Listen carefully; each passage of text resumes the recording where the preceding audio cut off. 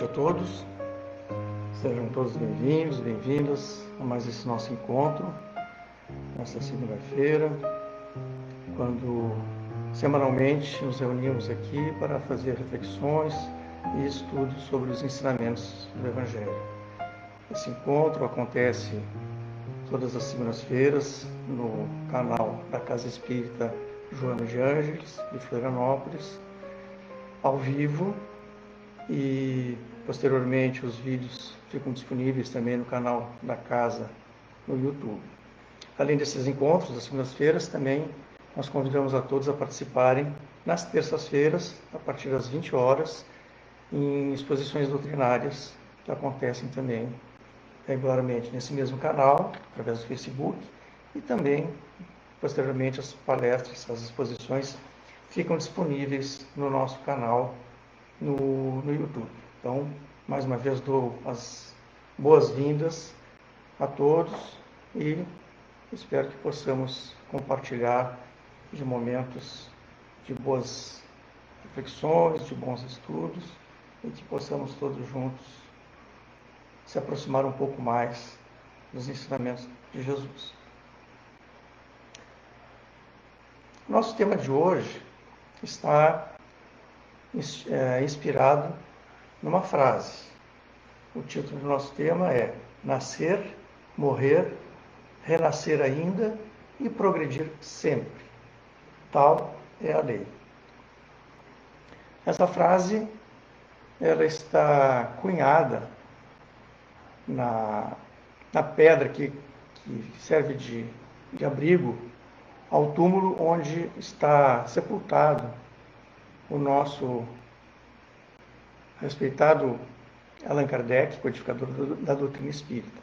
Então, a gente vai, inspirado nessa frase, nós vamos fazer uma reflexão do que ela significa e do que ela resume, a mensagem que ela nos traz relacionada à doutrina espírita.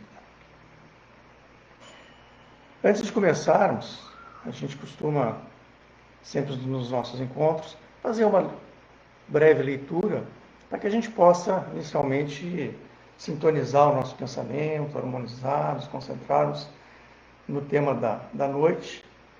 E hoje nós trazemos aqui para a nossa reflexão inicial a leitura do texto no portal, extraído do livro No Portal da Luz, de Francisco Xavier, da Lavra do Espírito Emmanuel. O título do texto é Perante a Reencarnação. Não perderás tempo reclamando contra a vida, na hipótese de que te empenhes realmente pela aquisição do conhecimento espírita, reflete na lei da reencarnação.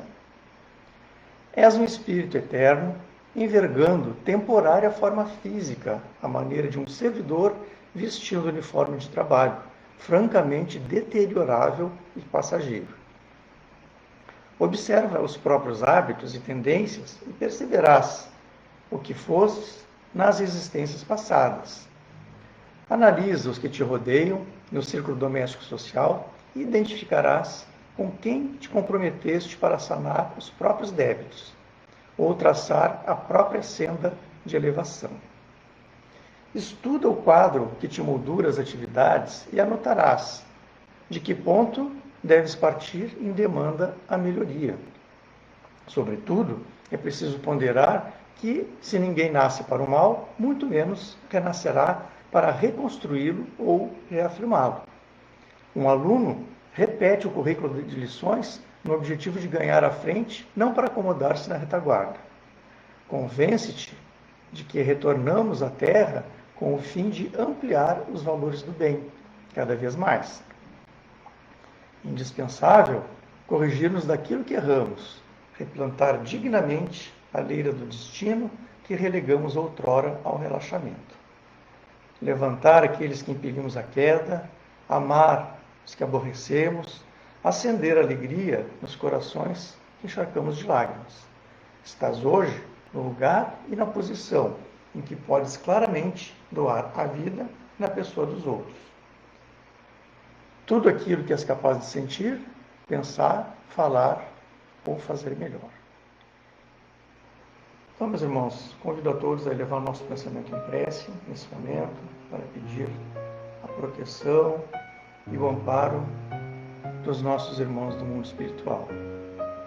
Pai amado, querido Mestre Jesus, queremos agradecer pela oportunidade de estarmos aqui agora reunidos, pela oportunidade de estarmos fazendo a reflexão que nos chega por esse tema, onde temos a chance de refletir, de meditar sobre as máximas do Evangelho do Cristo Jesus.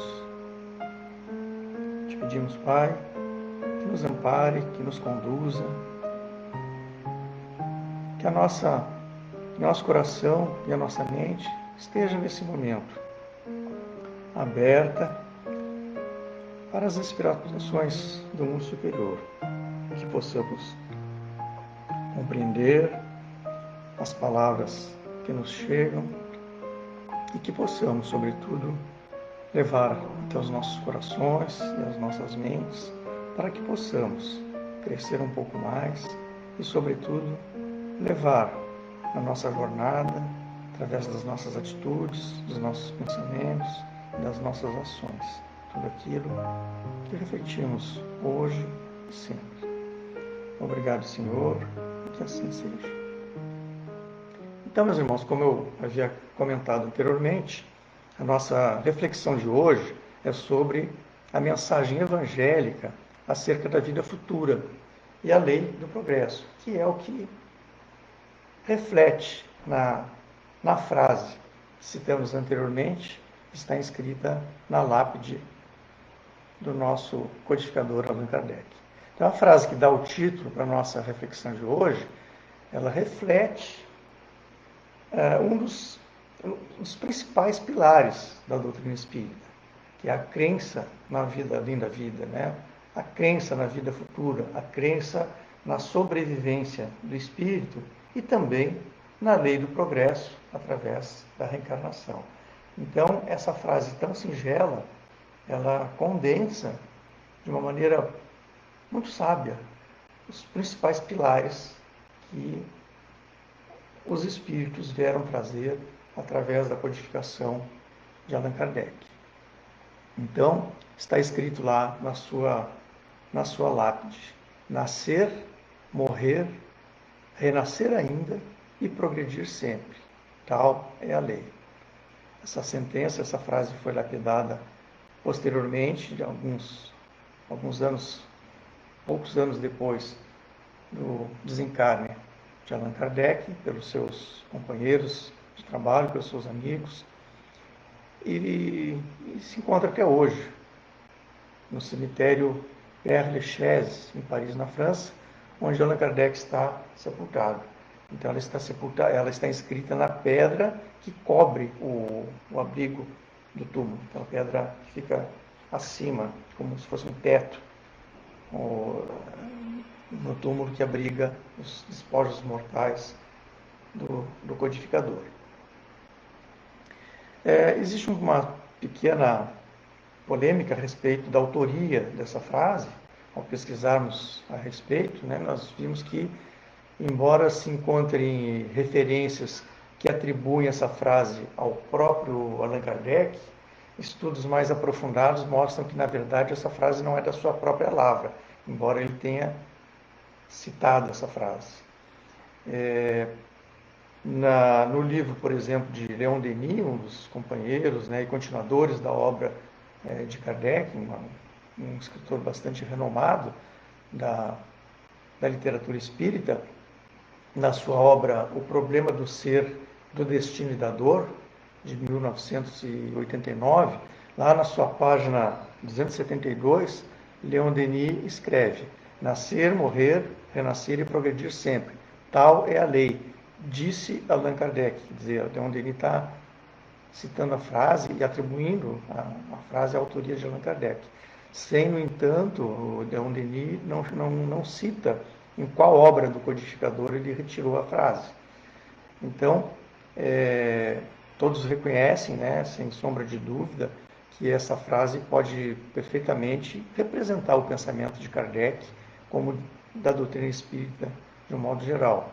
Mas pelo que depois depende de outras leituras, de outros estudos, na verdade não foi dita por ele, né, porque alguns biógrafos de Allan Kardec pesquisaram e verificaram que essa frase, às vezes com pequenas modificações, são encontradas em outros livros anteriores a essa citação.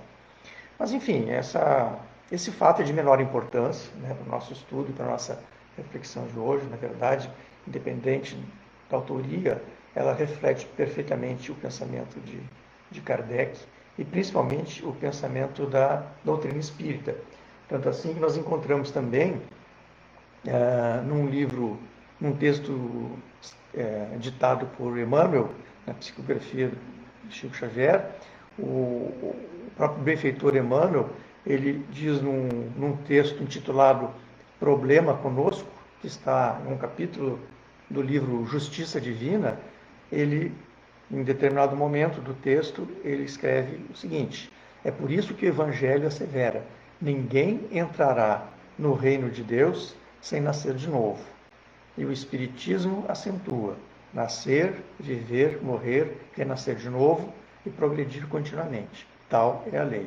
Então aqui Emmanuel cita, né, a frase e sem atribuir autoria nenhuma. Ele simplesmente fala: o Espiritismo acentua, como se ele estivesse nos dizendo, né, que essa frase é uma frase que nos é passada através do Espiritismo, né? Quer dizer, os espíritos superiores, de várias formas, né, através de vários meios, fizeram chegar essa frase até nós. E Emmanuel, nesse texto que acabamos de ler, ele também faz uma associação dessa frase com algo que eu considero que é o mais importante, né? A associação do sentido dessa frase ao principal fundamento da doutrina espírita, que é a reencarnação, citando uma passagem do Evangelho de Jesus, que diz: ninguém entrará no reino de Deus sem nascer de novo. Ou seja, é uma outra forma de se referir a essa lei: nascer, viver, morrer e renascer de novo. Ou seja, mostrando que a doutrina da reencarnação, que é uma das pedras fundamentais da doutrina espírita, é que, na verdade, nos dá a chave para a compreensão de muitas coisas dos ensinamentos de Jesus. Então, para a gente poder esclarecer um pouco mais e refletir um pouco mais a respeito dessa frase, eu gostaria de trazer aqui, recapitular um pouquinho, algumas coisas, antes de falar mais especificamente do Evangelho, alguns princípios básicos da doutrina espírita que nos ajudam a compreender melhor essa frase e compreender melhor a associação que a gente pode fazer dessa frase com a doutrina espírita. Ora, nós sabemos, né, vários autores, né, condensam, sintetizam os principais pilares da doutrina espírita nos seguintes pontos principais: a crença em Deus, a crença na imortalidade da alma, a crença na comunicabilidade entre os desencarnados com os encarnados, a crença na pluralidade das existências e a crença na pluralidade dos mundos habitados. Esses cinco itens, né, dão uma pequena visão, um pequeno resumo de alguns pontos fundamentais da doutrina espírita, né?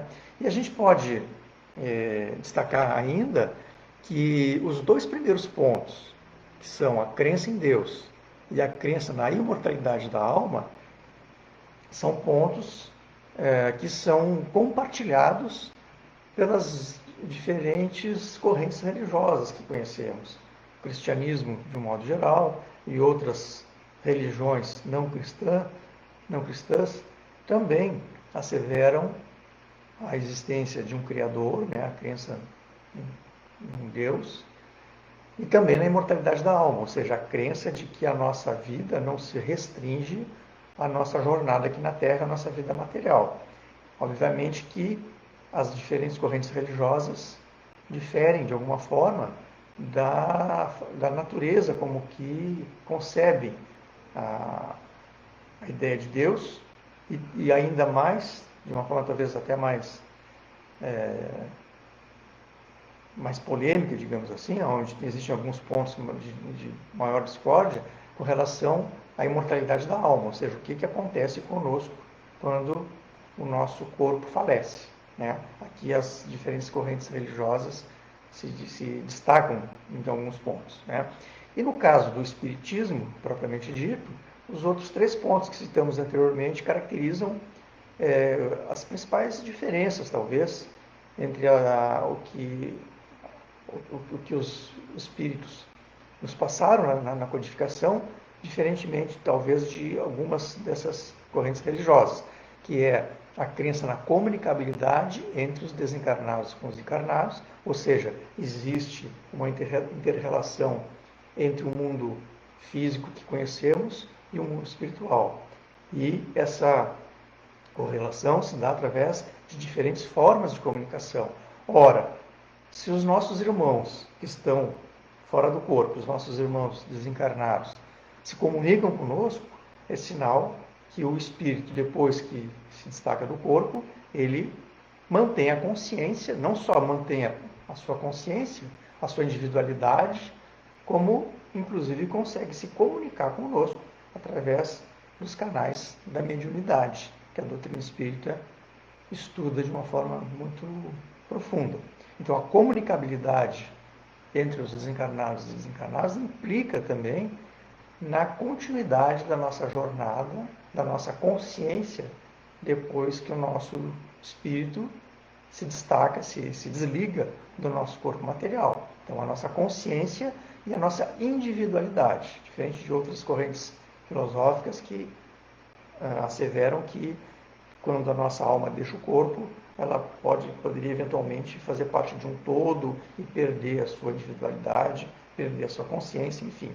Não é o nosso caso aqui de ficar fazendo essas reflexões.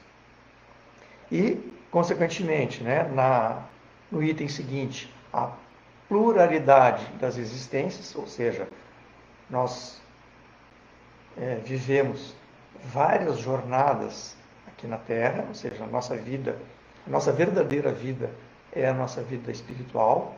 Nós somos espíritos que estamos vestidos de um corpo de carne nesse momento. A nossa verdadeira vida é a verdadeira vida espiritual. E assim como nós estamos nesse momento na nossa jornada aqui na Terra, nós já vivemos outras jornadas anteriormente e haveremos de viver novas jornadas, ou seja, o princípio da reencarnação. Então, a nossa verdadeira jornada, a jornada do nosso espírito eterno, ela decorre das diferentes jornadas que vivenciamos aqui na Terra e, eventualmente, inclusive, em outros planetas, em outros mundos, que é justamente o 5º item que citamos anteriormente. A crença na existência de vários mundos habitados. Tudo isso está no Livro dos Espíritos, né, em vários itens, mas de uma forma bastante lúcida e bastante sintética, a gente pode estudar um pouco mais a fundo essas questões na introdução do Livro dos Espíritos, que faz uma condensação bastante didática e bastante interessante desses pontos que acabamos de comentar. Com relação ainda ao tema do nosso tema de hoje, ou seja, da frase, né, que está lá no túmulo de Allan Kardec, a gente precisa também lembrar de alguns ensinamentos dos espíritos referentes às chamadas leis naturais. Então, eu trago aqui para a gente a questão 614 do Livro dos Espíritos, onde Allan Kardec pergunta para os espíritos superiores o que se deve entender por lei natural. E os espíritos respondem: a lei natural é a lei de Deus. É a única verdadeira para a felicidade do homem. Indica-lhe o que deve fazer ou deixar de fazer. E ele só é infeliz quando dela se afasta. Depois ele pergunta ainda, na questão seguinte, 615, é eterna a lei de Deus? E eles respondem, eterna e imutável, como o próprio Deus. Mais adiante, as leis divinas, que é o que compreendem o seu âmbito, concernem alguma outra coisa que não somente ao procedimento moral? E eles respondem, todas as leis da natureza são leis divinas, pois que Deus é o autor de tudo. O cientista estuda as leis da matéria, e o homem de bem estuda e pratica as da alma.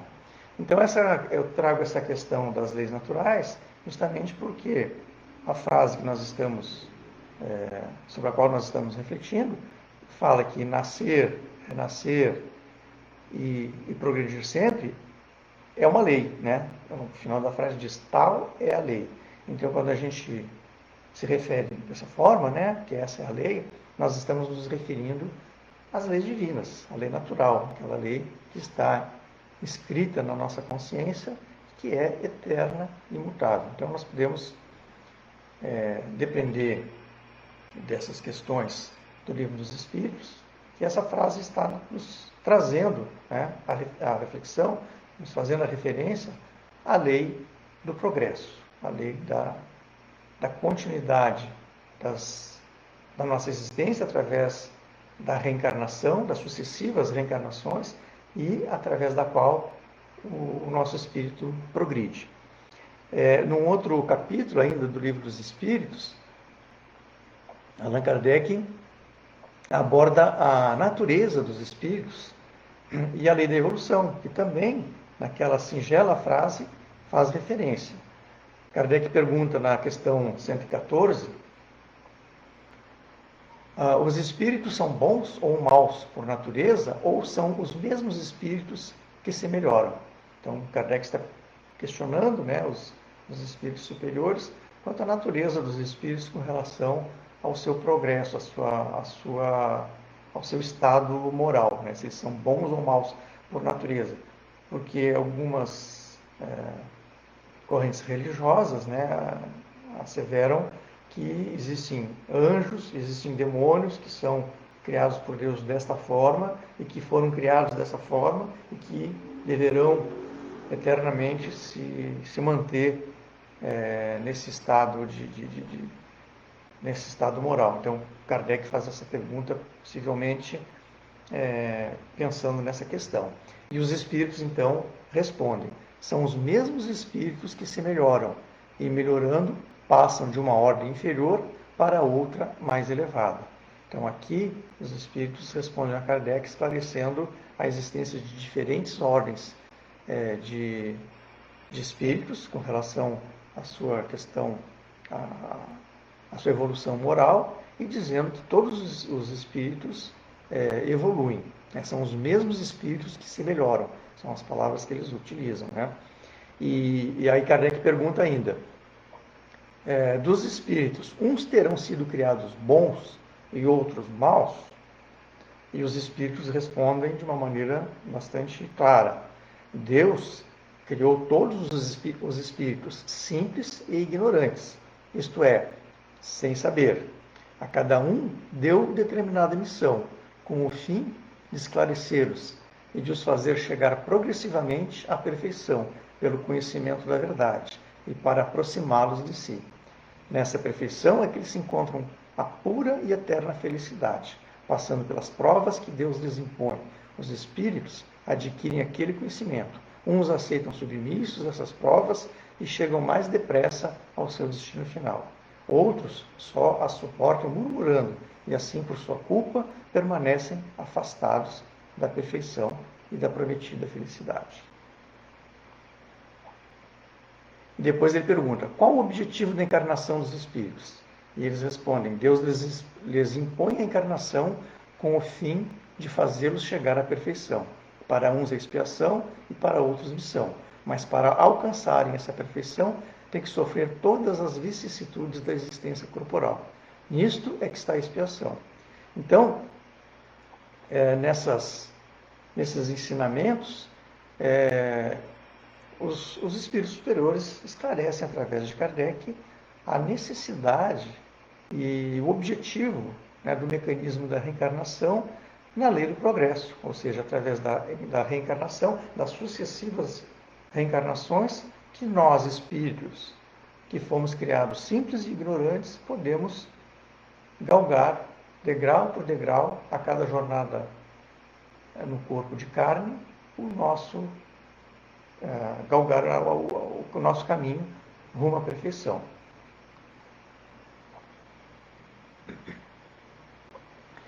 Bom, passando agora um pouco com relação aos ensinamentos explicitamente que se encontram no Evangelho.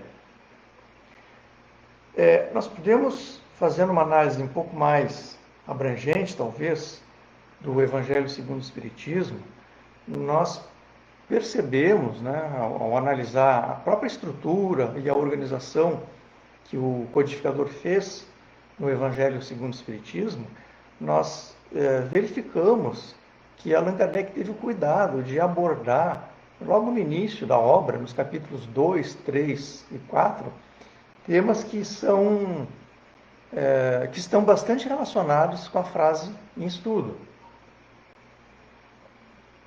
No capítulo 2, intitulado Meu Reino Não É Desse Mundo, Kardec aborda os ensinamentos do Cristo e dos Espíritos superiores sobre a vida futura e o reino de Deus. Então, nesse capítulo, no capítulo 2, é quando Kardec nos revela a existência da vida futura. E aí tem algumas passagens do Evangelho que são citadas por Kardec, explicadas posteriormente na explicação de Kardec, onde a gente destaca aqui o diálogo de Jesus com Pôncio Pilatos. Quando Pilatos, então, entrando no palácio e na presença de Jesus, lhe pergunta: És o rei dos judeus? E Jesus então responde: Meu reino não é desse mundo. Se o meu reino fosse desse mundo, a minha gente houvera combatido para impedir que eu caísse nas mãos dos judeus. Mas o meu reino ainda não é aqui. Isso está lá no Evangelho de João, capítulo 18, versículo 33. E Kardec nos explica essa passagem dizendo o seguinte: Jesus, por essas palavras, está se referindo à vida futura, ou seja, ele está nos ensinando já, no seu tempo, a existência da vida futura, e que ele apresenta em todas as circunstâncias como a meta que a humanidade irá ter e como devendo construir como objeto das nossas maiores preocupações. E todas as máximas de Jesus se reportam a esse grande princípio. E com efeito, né, segundo Kardec, sem a vida futura, sem a nossa crença na vida futura, nenhuma razão de ser teria a maior parte dos ensinamentos e dos preceitos morais de Jesus. Mas o mais importante destacar aqui, com relação ao que nós estamos nos referindo, e que Kardec também nos traz como reflexão, é que o Espiritismo veio completar o ensinamento do Cristo, fazendo com que nós, homens, já se mostrando mais maduros, maduros o suficiente para aprender a verdade tal como ela é. Então, com o Espiritismo, a vida futura, a ideia, o conceito da vida futura, deixa de ser um dogma, deixa de ser um simples artigo de fé, uma hipótese, e torna-se uma realidade material que os fatos demonstram. Porque nós temos o testemunho dos nossos irmãos desencarnados através dos mecanismos da mediunidade. Já no capítulo 3 do Evangelho, Kardec nos traz a reflexão que Jesus nos ensinou sobre as muitas moradas na casa do Pai, que é o título do capítulo 3. E Kardec ali então aponta os ensinamentos de Jesus, não somente sobre a existência de diversos mundos habitados, e de diferentes condições evolutivas, como também sobre a existência de diferentes estados evolutivos na alma. E ele cita então a passagem do Evangelho de São João, capítulo 14, que diz o seguinte: Não se turbe o vosso coração, credes em Deus e credes também em mim. Há muitas moradas na casa de meu Pai. Se assim não fosse, já vou teria dito, pois me vou para vos preparar o lugar. Depois que me tenha ido e que vos houver preparado o lugar, voltarei e vos retirarei para mim, a fim de que, onde eu estiver, também vós estejais. Então, Kardec discorre sobre essa passagem do Evangelho de Jesus, esclarecendo que a casa do Pai é o universo e que as diferentes moradas a que ele se refere são os mundos que circulam o espaço infinito e oferecem a nós espíritos, né, aos espíritos que neles encarnam, moradas correspondentes ao adiantamento dos mesmos espíritos. E além disso, né, independente da diversidade dos mundos, essas palavras de Jesus também nos esclarecem, né, se referem ao estado venturoso ou desgraçado do espírito na erraticidade, que pode estar em diferentes ambientes. E por fim, no capítulo 4 do Evangelho, intitulado Ninguém pode ver o reino de Deus se não nascer de novo, Kardec traz os ensinamentos do Evangelho sobre a reencarnação, que fecha, né, com a ideia da frase que está lá cunhada no túmulo de Allan Kardec. Então, os ensinamentos sobre a reencarnação e também sobre a lei da evolução dos espíritos, tão bem resumida nessa frase que nós estamos estudando. E aí então Kardec nos explica que sob o nome de ressurreição, o princípio da reencarnação era um ponto de uma das crenças fundamentais dos judeus na época, um ponto que Jesus e os profetas confirmaram de uma maneira formal, da onde segue que negar a reencarnação é negar as palavras de Cristo. E aí então, não só no Evangelho segundo o Espiritismo, né, mas nós encontramos no Novo Testamento e no Velho Testamento várias passagens, várias citações dos evangelistas de palavras de Jesus que corroboram a crença na reencarnação. Eu destaquei algumas aqui, o nosso tempo já está quase esgotando, mas eu gostaria de rapidamente citar alguns exemplos de algumas passagens do Evangelho de Jesus que corroboram essa ideia da reencarnação. Uma delas está no Evangelho de João, capítulo 9, em que se descreve que quando Jesus ia passando, viu um homem que era cego de nascença. E os discípulos perguntaram: Mestre, quem pecou para esse homem nascer cego? Foi ele ou seus pais? E Jesus respondeu: Nem ele, nem seus pais. Mas isso aconteceu para que as obras de Deus se manifestem nele. Ora, qual que seria o sentido, né, dos discípulos de Jesus formularem essa pergunta, né? Quem pecou para este homem nascer cego? Foi ele ou seus pais? Quer dizer, como que esse homem poderia ter pecado e nascido cego, né? Quer dizer,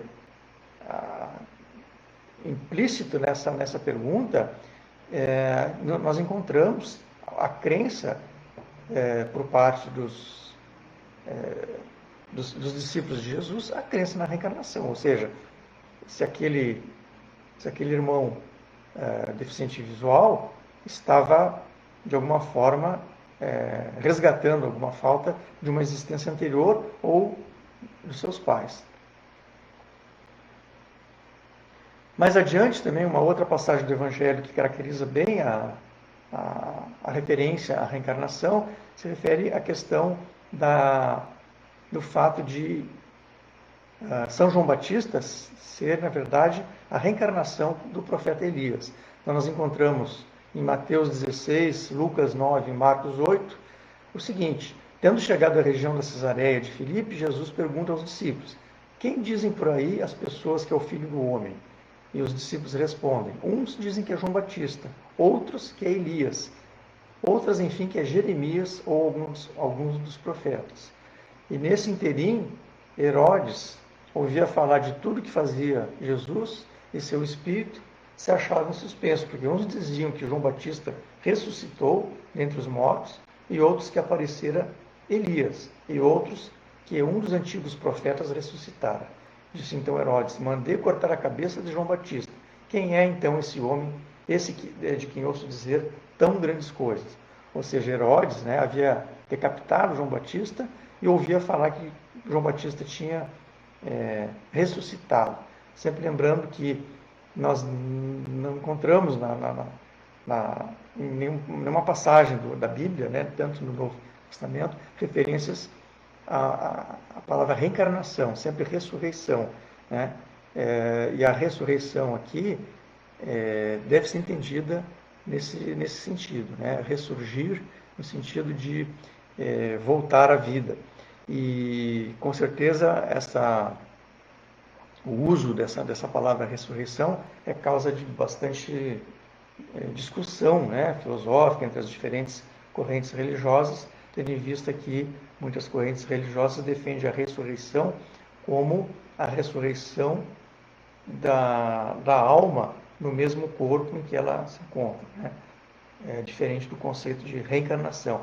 Justamente para dirimir essa confusão, é que na doutrina espírita, desde sempre, já se evita utilizar a palavra ressurreição para diferenciar, para deixar claro a diferença entre ressurreição e reencarnação. Mas, infelizmente, nas diferentes traduções da Bíblia, a palavra ressurreição é empregada, né, com um sentido que muitos interpretam de maneira diferente. Mas, para encerrar, eu gostaria de citar uma última passagem do Evangelho de Jesus, talvez uma das mais, em que Jesus fala de uma maneira mais clara o que estamos nos referindo, né, sobre a doutrina da reencarnação, em que